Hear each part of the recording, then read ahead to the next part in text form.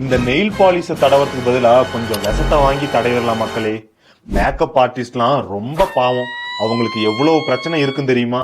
கசப்பான உண்மைதான். Nail polish உங்கள் நகங்களில் பல பலவென படிவதற்கு டோலுயின் என்ற கெமிக்கல் சேர்க்கப்படுகிறது. இது நரம்பு மண்டலங்களை பாதிக்கும் ஒரு நியூரோடாக்சின்.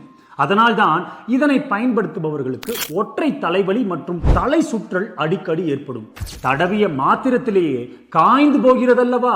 அதற்கு எத்தில் அசிட்டேட் என்ற கெமிக்கல் சேர்க்கப்படுகிறது. இது சுவாச குழாய் வழியாக உள் சென்று கண் எரிச்சல், மூக்கு எரிச்சல் மற்றும் தொண்டை எரிச்சலினை ஏற்படுத்தும். தடவிய பின் நகங்களுக்கு ஒரு தடிமன அமைப்பு கிடைக்க வேண்டும் என்பதற்காக ஃபார்மால்டிஹைட் கெமிக்கலினை சேர்க்கின்றனர்.